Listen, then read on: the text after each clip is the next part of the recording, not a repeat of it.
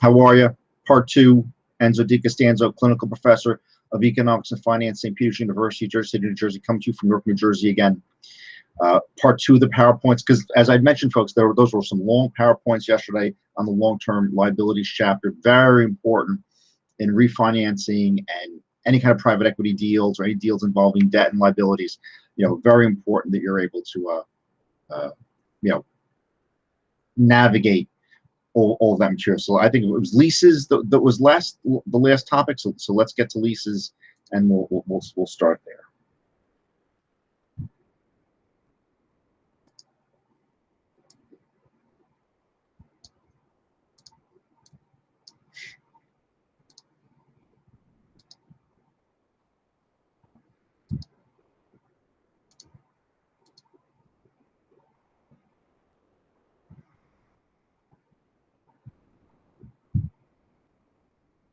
Okay, so folks, we stopped here yesterday. All right, so let's pick up with this. Shift F5. When you're in the middle like that, you want to go to Shift F5. Yeah, we'll get to this stuff later. So, okay, we left off here last night. A lease is a contractual arrangement between a lessor, owner of the property, and a lessee, the renter of the property. And there's some, and this, it's funny. This was me in both pictures here. I've leased cars or rented cars for work to drive, you know, people we were working with around New York City and to Washington and different things of that nature. It's an interesting experience. You need a credit card, and you can't just go in there with cash, even if you have a lot of cash. You need some sort of identification to, I guess, trace. So that, you know, so I guess the people leasing the car leasing company knows you're not using it for a bank robbery or some, you know, bad end or bad reason. You know, that's for sure. So anyway, but that's what we where we stopped last time. Oh, I just wanted to mention this. You have to watch the videos. Okay, I sent the online group, and this is also for the fall section. You know, I sent the online group some sort of test videos or videos we'd used in the past for corporate finance, which is all well and good, and it's good material, and you should watch all that. But you know, they're not optional, because if there's no lecture, how are you going to learn what to do? And I go through everything in the classes, so you know, you got to be able to do that. Okay, so again, getting back to this, owner of the property, lessor or leaser, and lessee is the renter of the property. Now, in terms of the car picture, the owner of the car has all the risks of ownership and the benefits of ownership. You know, the perks, right? They own that car. They're renting it to you for a small amount of time. With the copy machine, you're leasing it to buy, pretty much. So the lessee has the benefits and risks of ownership. Risks, and folks, let me tell you, that's a big word or small word, but it's a big concept. Yeah, that's the better way to say it. Small word, big concept. You know, you want to, every move you make, everything you do, you're balancing what's the worst thing that can happen. You know, and folks, let me tell you, when I started college, my first couple of years of college, the first 2 years, I worked as a boiler mechanic, and I don't tell this story very often. I worked as a boiler mechanic up in New York State, Westchester County. And I worked with a guy, among several people. One of the guys I worked with was this kid from the Bronx, whose family had come from Albania. And Rob, if you're out there, I miss you. I don't know how to find you. Unfortunately, we lost touch, I guess, boy, definitely 20 years ago, 27 years ago. Is the last time I saw the guy. I miss him. We got along really well. We worked nights and you know, those kinds of shifts. And I remember a conversation we had, you know, probably 29 years ago, sitting here. His family was pretty wealthy, you know, for a group of people who didn't speak English, and you know, came over from, which is a very poor country. People say it's like Italy. It's not like Italy. You know, it's a very poor country. It's east of Italy, sort of northeast a little bit. The family owned apartment buildings in the Bronx. I think Moshlu Parkway and the northern Bronx area. And they lived in Scarsdale, which is filled with investment bankers, and all the Wall Street crowd lives up there. You know, very wealthy people over there, and they live up there too. And he owned a building on 72nd Street, and he did all these different things. And how he lived his life, or how they lived that kind of life, is they owned 3, 4, 5. I think they owned 7 or 8 buildings in the Bronx that had like 300 apartments each. You know, you do the math on that. You know, that's a pretty nice amount of money coming in. The guy who works in my house, he owned 18 apartments in Newark, and he had $20,000 coming in every month, and that was from 18 apartments. These guys had hundreds and hundreds, maybe even 1,000. It could be, or they owned 6, 7, 8 buildings, and each they all had 100, 200, 300 apartments. That size. I mean, they were like the Albanian version of Trump, kind of. So, but I remember he spoke to me, and he didn't go to business school. He didn't go to Harvard Business School. He actually got kicked out of high school. This guy. He was a nice kid though, but he was older than me by a couple of years at the time. So now he's probably whatever he is. But 4, 5, 6 years. They were in their mid. When I was like 19, they were in their mid 20s or 27, 28. So that 8 or 9 years older than me. But he said to me, he says, when you own these buildings, he says you get a loan, and they had the whole thing set up, and they didn't go to J.P. Morgan or some guy they knew from the old country set them up did their debt. Now the debt financing, I'm sure, was done through, a reputable bank, but to the folks, see, that's the dangerous thing about doing that kind of business. When it's these immigrant communities, Italian, Irish, whatever, Dominican, whatever it might be, there's always the opportunity where they're almost from their own people, the Italians taking advantage of the Italians, and you just fill in the blank, whatever it might be, taking advantage, where somehow Rob and his family felt the only way to get a loan to buy a building was this guy they knew, in quotes, kind of a thing. And you wouldn't think like that today, but back then, 1988, the mid 1980s, that was the we own the night generation. If you guys remember, look up what that is, with the we own the night folks. But it was those years. It was those kinds of years in New York. That was before Giuliani, and New York was now New York's like Disneyland now. To be anywhere you go, I feel like you're in Disneyland or Disney World. Back then, it was a city, and it was ethnic, and it was a thumping city. It was really, really a pulsing place. And you had to be careful with where you went and what you did and what happened. And now everything's very safe and sort of vanilla in New York City. But back then it was a different time. But this guy who didn't go to college, and the family barely spoke English and all this other stuff, and he would say to me, you got to figure out what the worst that could happen with your rent roll. I remember the conversation like it was yesterday. It was probably close to 30 years ago. He said you have to figure out your rent roll. Wait, what is it's 88, 98, 208, oh yeah, folks, it is 30 something, 32, 30, yeah, it's not 27, 28, it's like 32, 33 years ago. Wow. But he said, he told us you got to figure out your rent roll, and what I'm trying, the moral to the story, what I'm trying to explain with the story is, these very simple, humble people knew how to measure risk, or knew what risk was. That they're saying, okay, we're taking out a big debt instrument, we're buying a building, we're going to have people paying us rent, and then when the building's paid off, we're really going to be rolling in the profits and the earnings and all that. And they were right. They were living in Scarsdale. They had buildings on the Upper West Side, and all this stuff. And I remember going to see them in the early 1990s. The building that he owned on, I think it was 72nd Street. I think at 20 or 25 units or something like that. It was a little building, but even in those types of families, there's a lot of money around. They still had an expectation that you had to build up to sort of sit at the big table, so to speak. So risk measurement and the whole idea of risk is very important.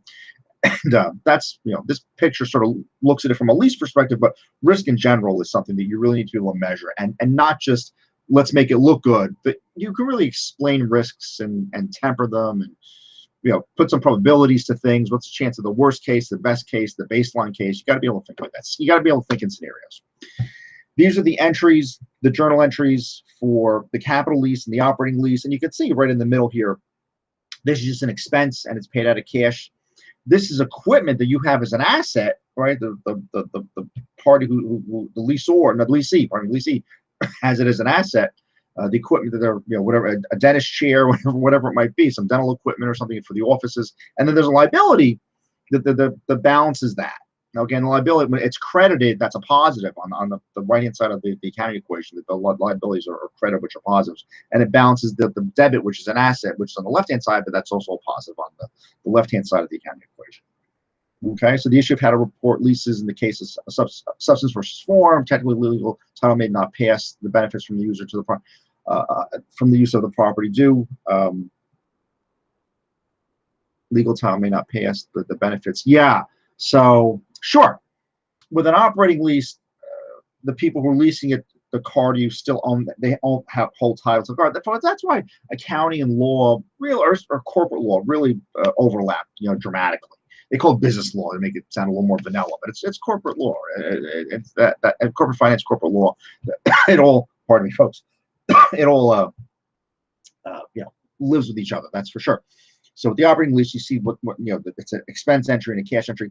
And under the capital lease, it's leased equipment and leased liability.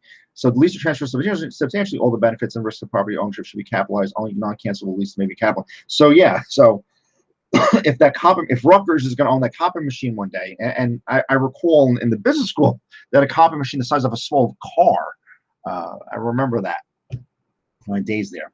But yeah, so transfers all of the benefits and risks of property ownership should be capitalized. So yeah, okay, so that's what that looks like. To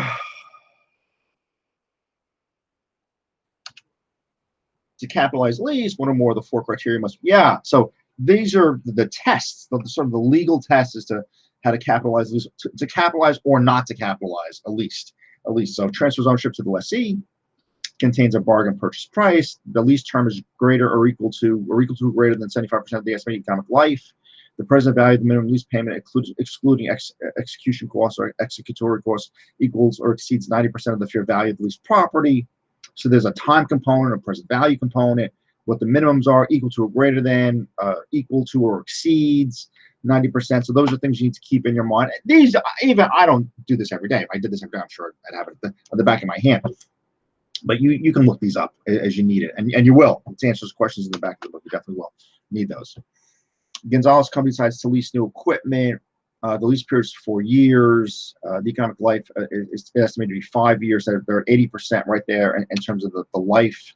Yeah, so 80% is bigger than 75. The present value is 190, which is equal to the fair market value of the equipment. There's no transfer of ownership or term. So if you're 190, and that is fair value or fair market value, equal or exceeds, yeah. So if it's what the market value is, as it said here, fair value or market value, and if you're there, you're 100% there, 80% on the time version of this. So what type of lease is this? Prepare the journal entry. So obviously, capital lease transfer, no. Bargain purchase option, no. But lease term 75, 4 to 5 years is over 80, yes. Present value and a fair market value the same, yes. Okay, so hence capital lease. Okay. And there you go. And it's a capital lease by the entry, by the journal entry. It's liability and equipment. So, and the portion of lease expected to be paid in the next year is the current, and then the remainder is classified. So yeah, so you have to be able to the entire liability subtracts out the current piece. So if something's going to be paid off for 5 years, you take the part that's due this year, and then the other 2, 3, or 4 years are the long-term liability piece. Beyond what's due beyond a year, but that has to equal the total liability. Keep that in mind. Okay, it shouldn't be extra. It can't be like an extra amount on there. It's got to equal to the long-term the total liability. The lessee must record a lease as an asset if the lease, all the different pieces of this transfers ownership. So yeah, you're doing this again. Capital lease questions contains purchase options, terms or more the useful life, equal or exceeds. Well, yeah, let's look at sort of why we picked what we picked here. Again, this is the whole capital lease question. So the 90% is the minimum, right? Yeah, minimum equal or exceeds 90%. And how is it written here? It's equal payments 90%, equal or exceeds fair market value of the leased property, 75% useful life. So yeah, let's compare the D to minimum lease payments. Yeah, minimum is missing here. This says payments equal. It should be minimum lease payments, not just payments. So I was looking at that saying, what's wrong with that? But that's what's missing. Again, one word. Again, the legal eyeballs, reading it. Every line in a court opinion, every line in documentation involving legal situations or court proceedings, every line, every sentence, every period is very, very important. Never learn that, learn that. And your signature. If you sign something, signing something is a dead serious thing. That's the most serious thing in your life that you can do, is sign something. And because it makes you responsible for what happens. Okay, even if you're a notary public or something, so you got to be careful with that. Yeah, a little more complicated balance sheet presentation. Okay. So it's due in 2017 less the discount. So you have the net bond payable. So again, this company, when they sold their $1 million debt instrument that they're going to pay back $1 million in 2017, they only got $920,000, so they got it at a discount.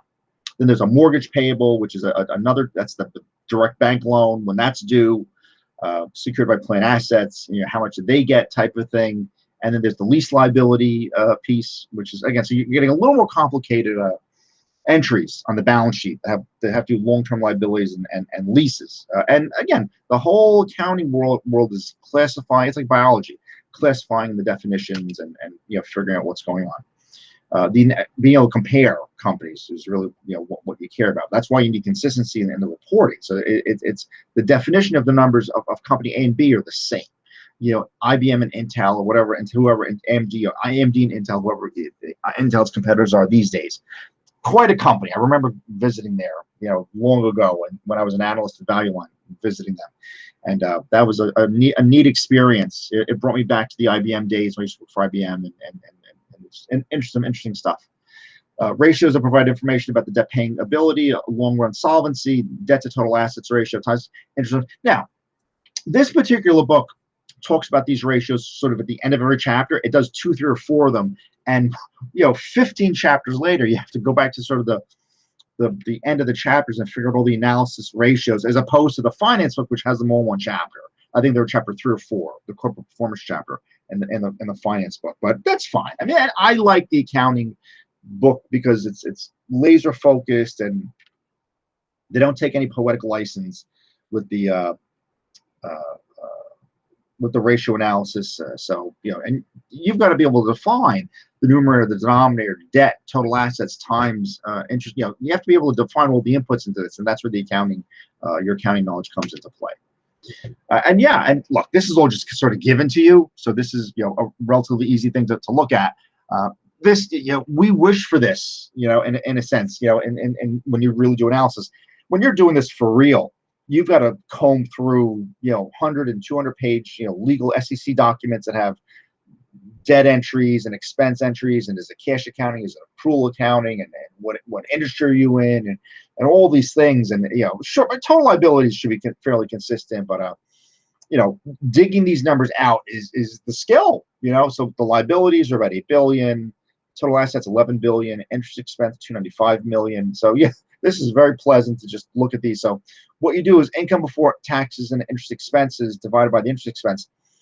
What you're looking at here is, so you have an interest expense, you have a tax expense, you have a net income. So to get to net income, you're subtracting, whatever the earning income before taxes and interest expense are.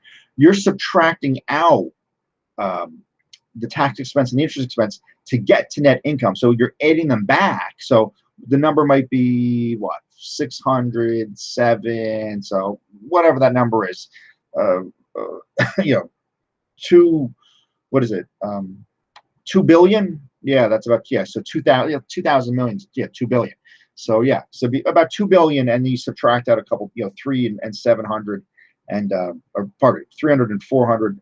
Take out 700 million to go from 2 billion to 1.2, 1.3 billion type of a number, and then divided by the interest expense. And what it's trying to say is, how many times can you cover that interest expense? Which means you have 6.7 times the amount of cash flow that you need to cover your interest expense before you've paid taxes. But again, you have to keep in mind your taxes are about even, and maybe a little bit more. About 1.5 times as big as the interest expense.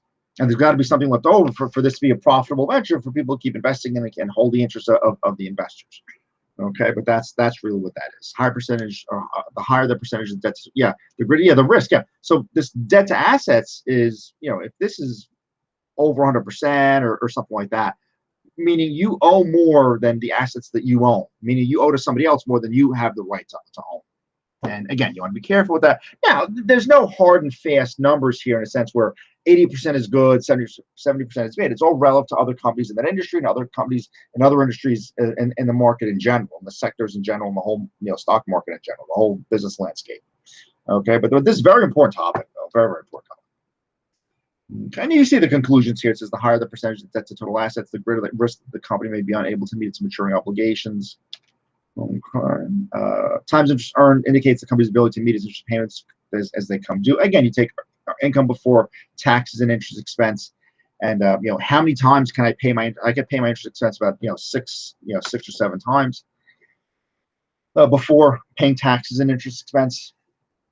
Corporate, and actually, I'm thinking of personally. I think my debt numbers, the debt that I pay every month, and my property taxes, probably the 2 biggest expenses that I have. So it's not nothing. And like I said, you can always break it down to a person. Always break it down to yourself. How sort of you're moving with things, and then you can look at a company's version of that. Covenant light. Yeah, this is something that we read at one time. This is where covenants were to protect lenders as they enable lenders to step in and try to get the money back before the borrower gets in trouble. This is a lender monitoring debt ratios and whatever this was, interest earned, times interest earned, just monitoring that stuff. Now, look, when you're lending people money, there's no such thing as wait for our annual numbers. You're probably reporting every month or every quarter, or every year. You're reporting as the people who lent to you are demanding that you report. There's none of this, the government told us kind of thing. If you're indebted to a private lender, you're going to do what they say. They're going to pull their support of you. Keep that in mind. Keep that in mind. So they're not traditional loans specified between 3 to 6 covenants. When there's a lot of cash is available, lenders begin to reduce. So now look, when the demand for money and the demand for loans wasn't that high, when it was the demand was lower, the lenders could say, hey, we're not going to and this is how the financial crisis sort of unfolded a bit.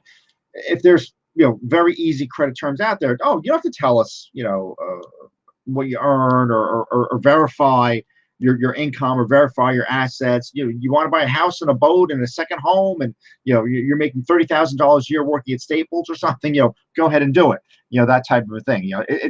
There's believe me, especially in the private circles that I work in, people are analyzing to the letter what's going on and what's my cash flow with this particular investment, what's the money that's coming in, and all these different pieces to the puzzle. All that's being analyzed dramatically by being by the lenders, that's for sure, especially in private transactions. When the kind now right and again, lenders have to be able. There's always a need for a forecaster. So I hear students say things, economics is hard, and being a forecaster is hard, and you don't get a job. All these crazy things. When do you not need something forecasted? I mean, you got to be good at it. It's like anything else. No one's just handing out success just because someone asked, type kind of a thing. You've got to be, you've got to be good at what you do and really take it to heart and take it seriously and care about it, and then things sort of move for you. But this is something that was most likely Wall Street Journal. And again, 07 is so. You can look this. You could type in risky business growth covenant light and find. So every chapter in this book had a Wall Street Journal article from. I was actually at Value Line still in 07. Funny enough, but yeah. So that's what's going on with that. So is credit becomes a little easier. There's more money to lend, less covenants or less requirement, less reporting requirements. Tell us in a year how you're doing. Don't worry about telling us every month or every 6 months or every 3 months or something along those lines. Okay, we're in the appendix, and this is the really tough area. And this is why I liked cutting yesterday's lecture, because that was about an hour and 22 minutes. This will probably be less than an hour, I think. Hopefully less than an hour. Present value concept related to bond pricing. So we're going to go through a lot of this and Excel. So the next video after today is going to be an Excel video. This is just still just me sort of explaining the course. And like I said, this is like a double chapter, okay? And then you have the investment chapter coming. So you have a couple things that you need to do. Want to invest some money, invest $1,000 at the end of a year. You want to earn 10%. So what's that? What's the 1,000 worth today? Or you invest money that will yield 1,000. Okay, so you're expecting to get $1,000 in a year. You can earn 10%. So obviously you're coming with less, right? Because if it's going to do, the money's going to build up to $1,000, you can come with maybe 900, 800, 700, 500. You're going to come with some amount of money. Now, if it's 10% rate of return, for the money's the capital's going to grow. You're anticipating a 10% growth. You're saying, okay, let's come with $909.09. It'll grow 10%, and that'll give us 1,000 in a year. Okay, and it does, right? So if you take $909.09 times 1 plus 10%, that grows to $1,000 in a year. And again, those initial videos had a lot of that type of thing in there. Okay, so like I said, I didn't send you those videos just for no reason. Those were actual course finance 401 course videos at one time. But well, like I said, I have to vary what I do. I'm discussing time value of money from the accounting books perspective as opposed to the finance books perspective. Okay, no harm with that in doing that.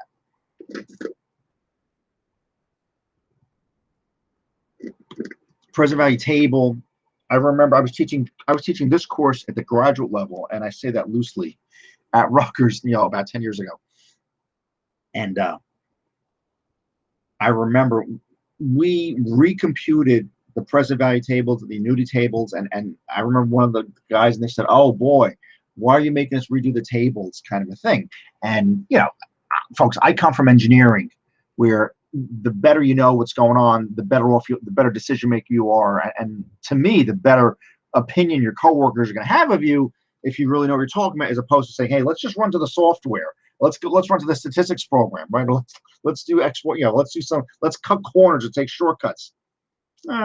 Who wants to work with that? At least to me, who wants to work with it? Maybe that's appealing to people. I'll tell you, sometimes I'm starting to see that maybe my morals and values sometimes.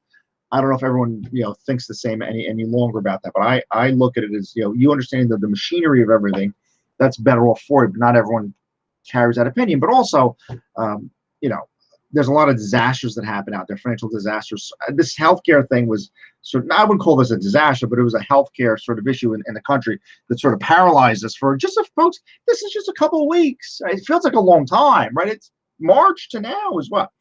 2.5 months. It'll be 3 months probably until we really sort of open up again. And I remember the Treasury guy was standing next to Trump up there, and they said that early on it was going to be July or August until the country really opened up again. Okay, so it's a weird feeling going out into the world with the barriers up at the Walmart, and the cops are outside the Sam's Club, the Secaucus police department's out there. It's a weird sensation. Gas was $1.90 a gallon. I just saw it today. Maybe it was $2 a gallon out on Route 3. But it was $1.80, $1.89, $1.90 in Essex County in the towns. Yeah, I mean that it's a weird sensation, but I'm fortunate that I'm still going, and I got a text message from somebody before that they're going back to their first day of work tomorrow or something like that, and then they seem very happy about that. I'm looking to see if they message you back. No.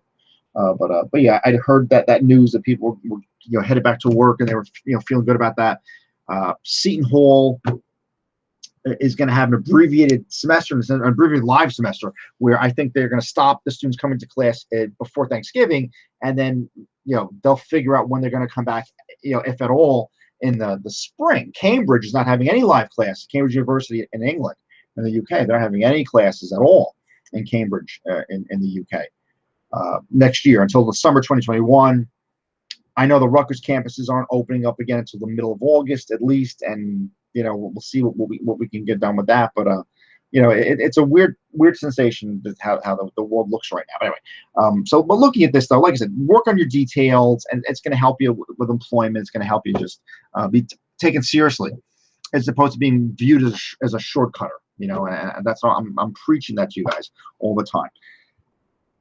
This is the basic stuff. 1 plus the interest rate, 1 plus 10%. The future so the money, $909 today times 1 plus 10% gives you $1,000 a year from now type thing. Okay, like I said, this is just some, and again, these are just pictures that you're seeing here. This is all worked out in Excel, and we're going to practice this dramatically. Probably, how long it took to just discuss it using just using PowerPoints. There'll be 3, 4, 5 videos on this chapter, and I'll go over the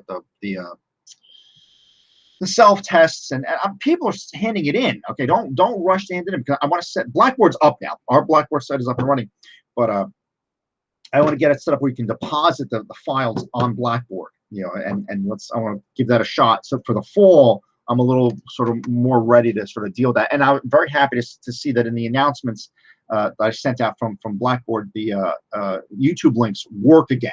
So that wasn't true for about a year, but somehow maybe they made a deal. Our guy in the IT department told me that that's going to evolve, where it's going to go back to that somehow. But fortunately, we're there. That's for sure. But yeah, but that's how this works. So invest $909, 10%, and that's how you get $1,000 a year later. Yeah, this is folks. We're gonna, contrary to that complaint from that kid at Rutgers, about 10 years ago at this point, we're gonna construct this table. I'm gonna show you how to get all these decimals, and it's good practice for you. It's good programming practice. It's a logical practice. Remember Trump, my homeboy Trump, got up there and said, "I have a good mind," and he's right. Folks, folks. Let me tell you, I know people who work. We dealt with him when I was in private equity, and I know people who work for him. He has very loyal employees, because what he does? He gives hardworking people who may not have had an opportunity to work in that kind of a business an opportunity to work, and treats people well, and respect them, and rewards hard work. When you work hard and it goes to the negative, that's rarely good. Okay, that's rarely a good sign for anything, for anybody involved. But that's but the Trump folks are very loyal to him. They're his security guys and all that. They're very loyal. So just keep that. And his kids are well grounded. They're not Charlie Sheen and running around doing, his kids no drugs. And he's right. And he said no drugs with the kids. They didn't drink or do. They're they're very wealthy, and they're well behaved, and it's nice when that happens in a family, when it works. It works, and he's a great dad. He's a great dad. So just he's portrayed poorly in the press, and I know he's people feel insulted. You say Trump to some people, and I know they they're moved by it a lot, and we got to figure out the conservative thinkers in this country to figure out how to communicate Trump's message and Pence's message, afterwards, because I'm sure Pence is going to run for president in a couple of years. How to communicate that message where people aren't so turned off by it, and really see the value of working hard and benefiting from working hard. And I want that for all of you. The summer session, the fall session. I want that for all you guys out there. But yeah, so we're going to, and let me read this for you. It says, if you want $1 in a year and you're investing at 4%, you need 96 cents. If you want $1 in 5 years and it's an 8% environment, you need 68 cents today. It'll grow at 8% a year for 5 years to $1. That's what and here's the 90. You need $1 in a year at 10% interest. You need 90 cents today. That's it. So, and here, let's look at the extremes. When you have a high interest rate and a lot of time, 25 cents turns into $1 in 10 years. Okay, so it grows 4 times at 15%. Okay, and folks, you can have fixed instruments that have those sorts of returns. You can. Okay, I've seen it. That's for sure. So, yeah, I did this vertically, and again, I'm just discussing this in here, but we want $1,000 in a year, 10%. When you need $9. This is just a diagram of that. Okay, that's really all that is. But I have this worked out in Excel, but I have it worked out vertically, not horizontally. So what you're doing is you're saying, okay, I'm investing a year from now. So it's January. By December, I want $1,000. I'm investing $909 today. That's how you say that. 2 years down the road, you need a little bit less money. It's still a 10% environment, but you're doing, there should be there should be X, multiplying this. There should be an X in there, and then X again. For whatever reason, it's not here. But right here, will it work like this? Remember before we did the other one before? So there should be X's here. There should be an X in there, and an X in there, and save. And it should look like that. I forget that these are edit. You can edit these. I forget that, but that's what this means. Oh, actually, wait. This is division, right? Oops. Yeah, you're dividing, you're not multiplying those, you're dividing those. Right? That's a division. Or if they made this 826, and then you could have had the multiplication, right? Or let's do it like this. 826.45 times 1.10.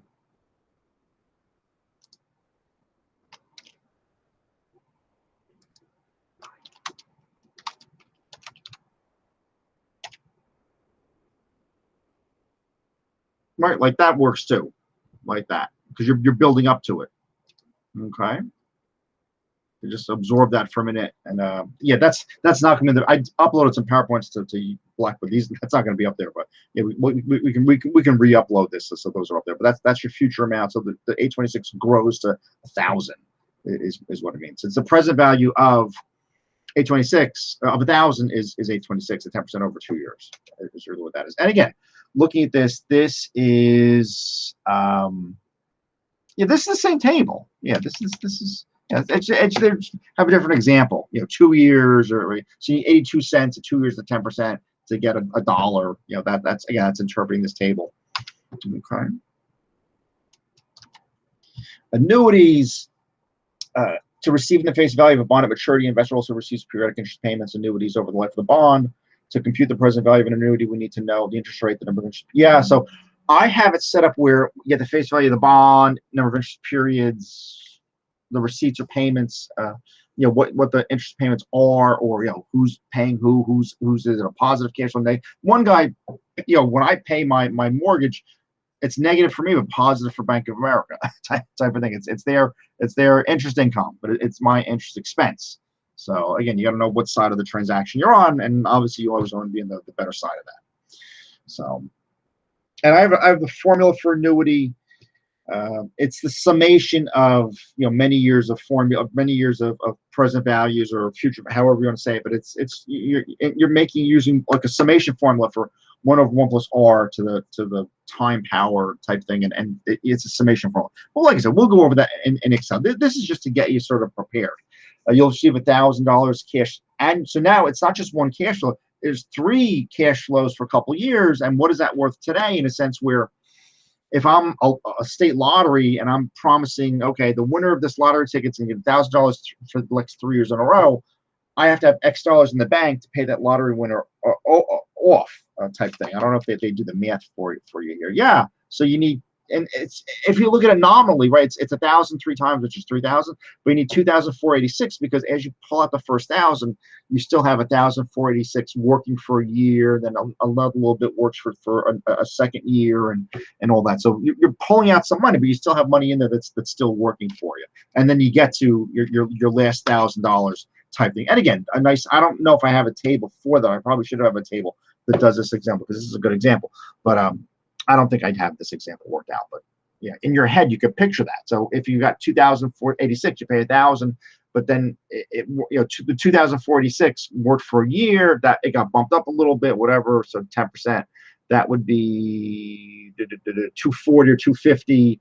So this is going to be 2,007 something. You're going to pull out 1,000, and it's 1,700 something, but that works for a year, so that's another 170 and all that. So so you're pulling, but again, you're pulling out partials, but it's still working. Okay, that's what you need to keep in mind. This is the annuity table, which is a little bit different.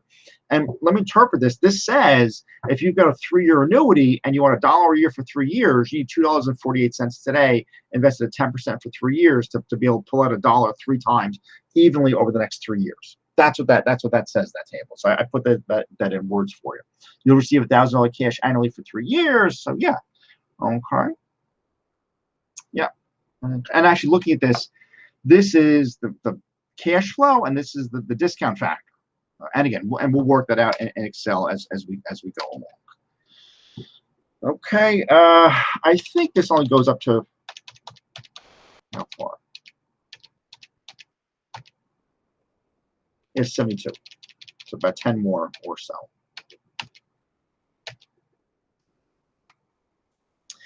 Present value of the face value of a bond discounted plus the investor's credit rate of return. And then so yeah, see, here's what this is in words. If you're looking for selling price of, and again, I have this mathematically worked out in a couple different ways for the premium and the discount for you guys.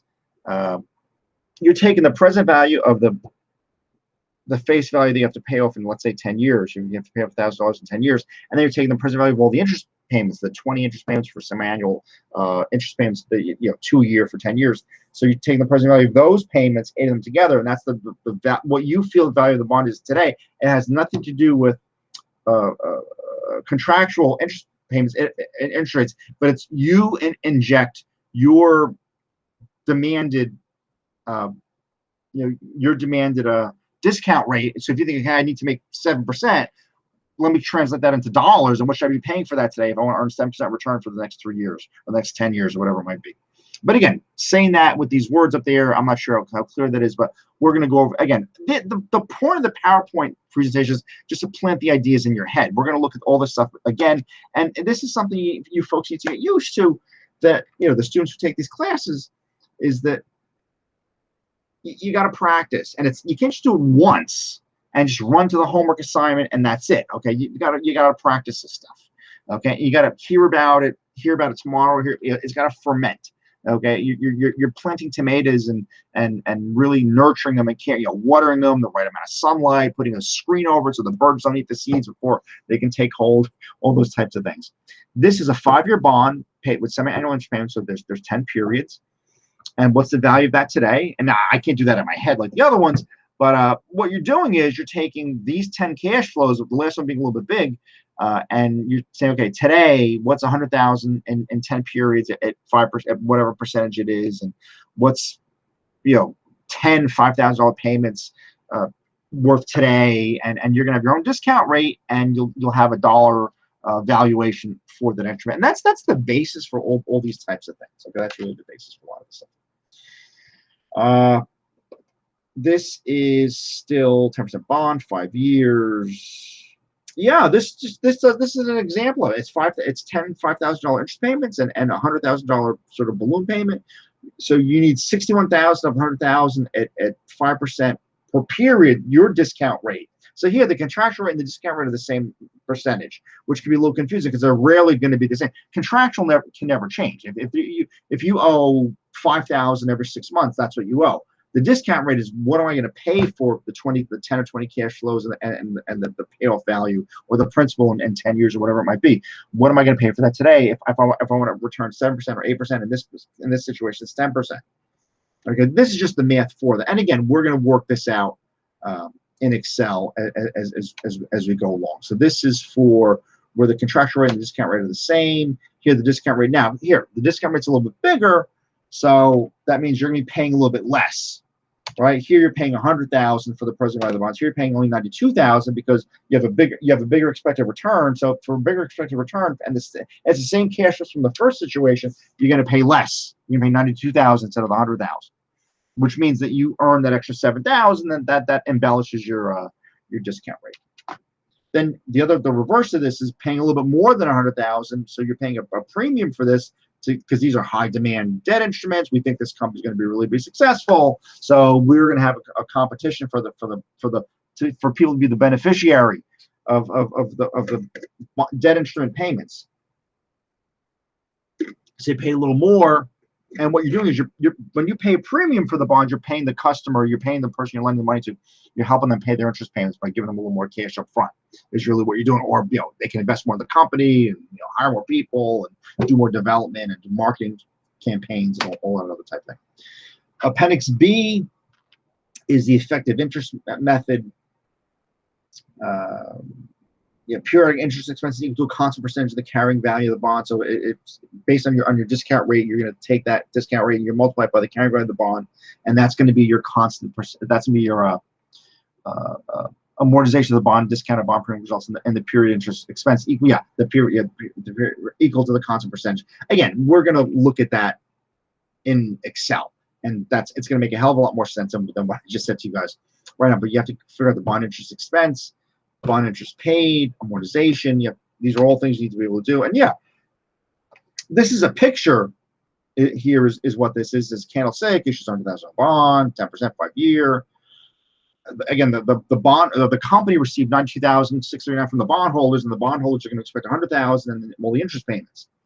So basically, they gave this company a little bit less than 100,000 up front, and maybe for a variety of reasons, maybe they have the confidence or whatever it might be, and to give the company the whole face value.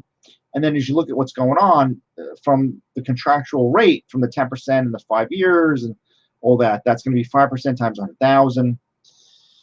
So this is, these are not semi-annual. Actually, they are. Yeah, these are semi-annual. So if it's 5 years, there's going to be 10 of these, right? There's going to be 10 of these, and it's 5% times 100,000. So you're going to have 10 5,000s, and then you're going to look at the face value of this. Well, it started out at what the investors initially paid for this. This is your unamortized discount number here. This is going to get written off as you go along. So looking at this, you're going to take, this is, again, B minus A. So this is the difference between the interest expense, which is the 6% times the preceding bond carrying value. The interest paid is here. You subtract those. That's the bond amortized discount. This is the unamortized discount. And like I said, I'll show you how all of this works in Excel. This is just a picture, and I could sit there and say percent this and percent that, and what does it really mean at the end of the day? But this is this particular method here. This is the effective interest method. This is how you record interest expense and the discount, and you're paying off on that. You're paying off on the discount also. And like I said, I'll show you guys how that works when we sit with the Excel file, and we'll go through the details of that. But again, this is at face value 100,000. You only collected 92,639. All right, and there's a 7,361 discount, and you've got to be able to deal with writing that discount down. This discount is going to go to, this is actually getting bigger here. And like I said, I want to show you guys, see, again, this is the sort of the cheapy version of things, where you have these PowerPoints, and I can't show you the whole table and how it all works and what the numbers at the bottom get to, but I promise you, I will show you that. Okay, but again, just with what's up here, obviously you're paying out of cash that's credited, which is negative. Interest expense gets paid off, which is here, and then the discount of the bond payable, you're going to be writing that down. Again, that's the contra asset. Okay, and we'll get to all the details of that. This is the premium version of this, where you're paying $8,000 more as opposed to $7,000 less. And again, we'll go through in Excel how all this works, or the bond is issued at, but the interest payments are the same. It's 10%. And then 8% is a 12% return versus an 8% return. And also with the 8% return, it's considered a premium situation because they pay the company paid Candlestick more, paid them $8,000 more than the face value of the bond, just for the privilege of being the beneficiary of that bond. But like I said, this is coming in Excel, so just be aware. And again, this is just doing the accounting on this. You're paying off the cash and the interest expense and the premium on the bond, and what these entries look like. Okay, and like I said, and we'll definitely get to all of this in due time. Part C is straight line, which means the interest to be paid is consistent, and the interest expense we recorded is going to be consistent, as opposed to this, which it was not. This interest changed, slightly, but it changed again because the carrying value changed. And this particular one, the computations are done a little bit differently. Okay, and again, we'll get to how the computations are worked out on this, very, very shortly.